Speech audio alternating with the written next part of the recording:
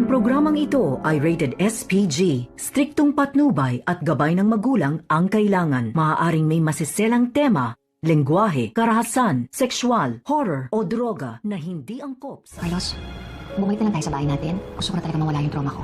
Kailangan ko na talaga siyang harapin.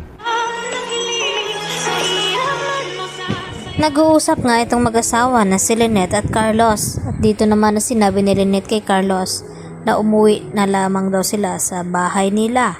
At gusto na daw niya itong harapin ang kanyang trauma. At para na rin daw mawala ito. Kaya nagdesisyon din itong si Carlos na pumayag sa gustong mangyari dito ng kanyang asawa na si Lynette. Kaya naman, makapasok na nga sila sa kanilang bahay, tila natahimik naman itong si Lynette na pinagmasdan ang loob ng pamamahay nga dito ni Carlos. At hindi pa rin nagagawa itong kwarto ngayon ni Annalyn. Yun naman ang pangako nga ni Carlos na kapag nagawa ay pwede nang lumipat ulit dito si Annalyn sa tahanan ni Carlos Benitez. At napagkasunduan din nila na tinatanong nga ni Carlos Benitez itong si Lynette kung sakali daw siyang magiging ina dito ni Zoe, papayag ba daw siya. At dito naman na sinabi ni Lynette na hindi niya maipangako kung sakali lang naman. At dito rin na kadagdagan na tanong ni Carlos na kung sakaling siya daw ang nagiging ama dito ni Zoe, matatanggap nga ba daw dito ni Lynette. At ang sagot naman ni Lynette na ibang usapin na yon, siguradong magkaproblema daw silang dalawa ni Carlos dahil kung bakit nagawa daw ilihim ni Carlos sa kanya. Kaya tila natahimik naman itong si Carlos Benitez nang sabihin niya dito kay Lynette ang mga iyon.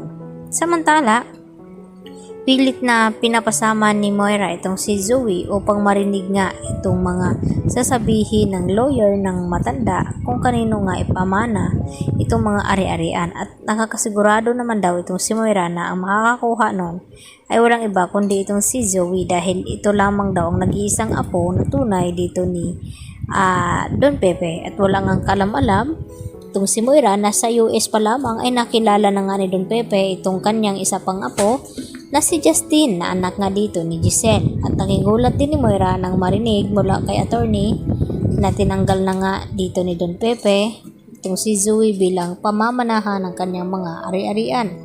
At ang nakakuha nga ay walang iba kundi itong si Annalyn at itong si Justin. At dito naman ay ipagtatanggol daw ni Moira ang karapatan ng kanyang anak dahil hindi daw pwedeng madihado ito.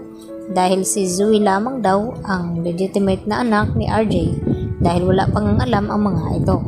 At pagkatapos ngang ma-announce ng attorney na ito ang mga ari-arian kung kanino napunta, ay agad ngang na-dismiss na at nag-uwian. At dito naman na binantaan pa ni Giselle itong si Moira na wag daw munang magpakasaya ngayon dahil kapag nagising daw itong si Don Pepe, tiyak na malalaman na daw nilang dahilan na kung bakit inalis itong si Zoe sa pamamanahan ni Don Pepe. At dito naman na alerto itong si Moira. Kaya agad din na lumabas itong si Moira upang tawagan nga itong kanyang anak na si Zoe na kinakailangan daw mag-impake nito at umalis sila at magpakalayo-layo bago pa magising itong si Tanda at masabi sa kanila ni Giselle at RJ na may kinalaman nga itong si Zoe sa nangyaring aksidente at itong si Moira. At sa hindi inasahan ay sakto naman na palabas din itong si Annalyn kaya narinig ni Annalyn ang mga sinasabi ni Moira dito kay Zoe ang kanilang pag-uusap na balak nga nilang tumakas at magpakalayo-layo dahil sa takot nga ni Moira na baka magising itong si Tanda at masabi nga sa kanila na may kinalaman itong si Moira at Zoe. Kaya agad din na bumalik itong si Annalyn at ibinalita kina RJ at Giselle na narinig niya itong si Moira na magtangkang tatakas. Yan lang po at marami pong salamat.